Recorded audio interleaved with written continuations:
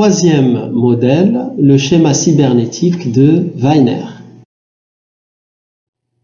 Afin de mieux expliquer le schéma cybernétique de Wiener, il serait judicieux de s'arrêter encore une fois sur le modèle informationnel de Shannon et Weaver. Shannon et Weaver se sont intéressés à la transmission de l'information de l'émetteur vers le récepteur, sans se soucier si l'information est vraiment arrivée. Raison pour laquelle ce schéma se caractérise par la répétition et la redondance. Et il a été également critiqué dans le sens où il s'agit d'un schéma unidirectionnel et linéaire. Wiener, quant à lui, il a ajouté une notion, fondamentale, qui va nous permettre de passer du schéma informationnel à la communication. Wiener a ajouté la notion de feedback, c'est ce que nous appelons également en français la rétroaction. C'est-à-dire qu'il va y avoir toujours un retour entre émetteur et récepteur afin de s'assurer que l'information a été reçue et a été assimilée. Et c'est ce feedback-là, c'est cette rétroaction qui nous permet ce passage de l'information vers la communication. Ainsi, nous pouvons dire qu'en l'absence du feedback, on parle d'information. Et en la présence du feedback, nous parlons essentiellement de communication. Roman Jakobson et les 6 fonctions du langage. Le schéma de Roman Jakobson est un modèle décrivant les différentes fonctions du langage qui correspondent à 6 parties du schéma de communication ayant été élaboré par ce dernier. Ce schéma a été développé à la suite des études de Karl Böhler, dont le modèle se limitait tout simplement aux fonctions émotives, dites expressives, conatives et référentielles. Pour ce qui est de Roman Jakobson, c'est un linguiste russe. Son modèle est composé de 6 facteurs et 6 fonctions du langage. Afin de mieux cerner les enjeux des fonctions du langage de Roman Jakobson et afin de mieux comprendre son modèle, je vous invite amicalement et chaleureusement à une immersion inductive à travers laquelle je vais vous présenter plusieurs publicités et à vous de relever le point commun qui les unit. Et après, nous aurons le loisir de déceler la fonction du langage qui caractérise les dites publicités. Dans les 4 affiches publicitaires, quel est le point commun que vous avez réussi à relever? Vous avez une publicité de Nikon, je suis givré, une publicité d'Yves Saint Laurent, Paris, je t'aime, 2 publicités de la compagnie aérienne Air France, je suis reposé, je suis enchanté. Dans les 4 publicités, si vous avez pu le remarquer, les personnes concernées expriment des sentiments et des émotions.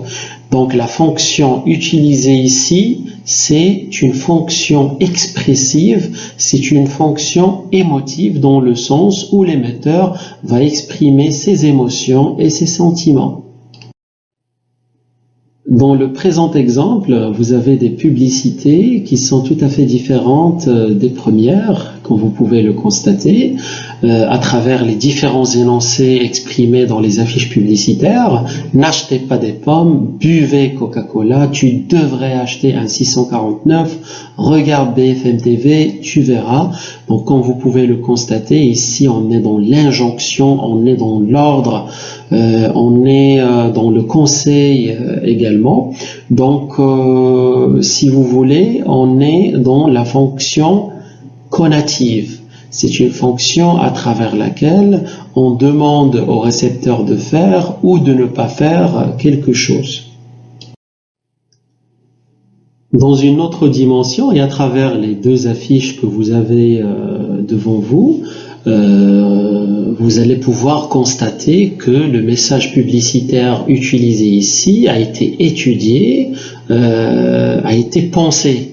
Fumer, souffrir, mourir. nous pouvons constater qu'il y a une sorte de rime à la fin de chaque énoncé. Et prenons à titre d'exemple l'affiche publicitaire de la boisson Oasis, la rencontre irréfructible. On est dans le néologisme. Irréfructible, c'est un mot qui n'existe pas dans le dictionnaire, mais on a joué sur le mot afin qu'il soit en relation avec la nature du produit. Normalement, une rencontre irrésistible. On a supprimé des lettres qui figurent dans le mot irrésistible afin de les remplacer par le mot fruit, qui fait référence directe au produit Oasis. Donc, lorsqu'on travaille sur le message, lorsqu'on travaille sur la musicalité, sur le côté sonorité, etc., on est tout simplement dans la fonction poétique. À cet égard, nous pouvons citer le fameux slogan publicitaire qui a fait le tour des foyers au Maroc et qu'on utilise jusqu'à nos jours, Dor Dor Otarja al-Magdor. Pourquoi on s'en rappelle très bien? Parce que tout simplement, c'est un slogan qui a été très bien travaillé par l'entreprise et qui a été gravé dans l'inconscient, je dirais, des Marocains. Concernant ce cas de figure, si vous arrivez bien entendu à lire ce qui est écrit dans la majorité de ces affiches publicitaires, vous allez remarquer que ces dernières nous donnent des informations sur les produits présentés. Par exemple, pour la publicité de McDonald's, Bacon Clubhouse, bacon croustillant, cheddar fondu, oignon grillé, les meilleures oranges et rien d'autre. BMW X-Drive, la technologie 4 roues motrices intelligente selon BMW offerte.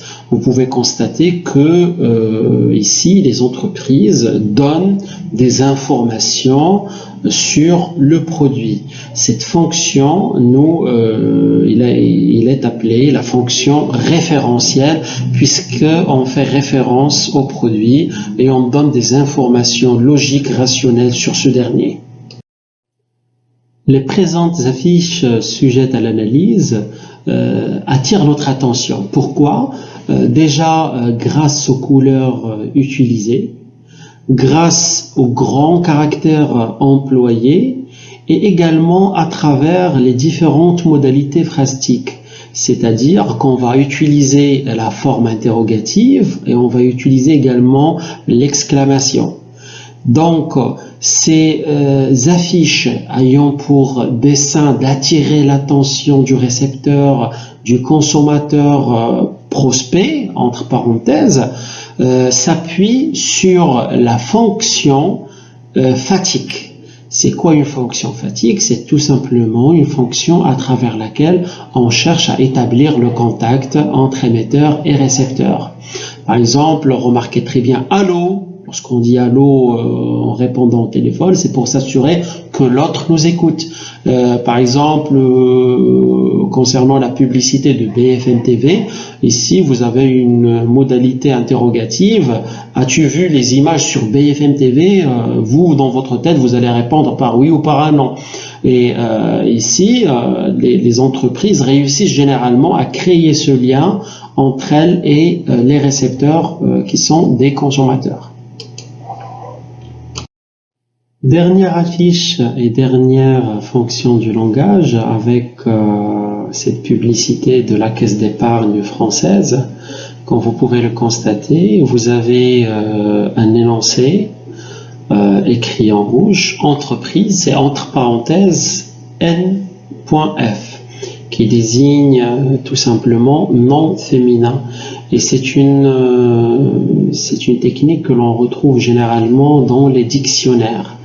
C'est quoi une entreprise? Selon la caisse d'épargne, entreprise, nom féminin, 2 points d'explication, embarcation voguant sur des mers capricieuses et qui doit être accompagnée dans tout ce qu'elle traverse. Comme vous pouvez le constater, ici nous allons utiliser la langue pour expliquer ce que c'est qu'une entreprise.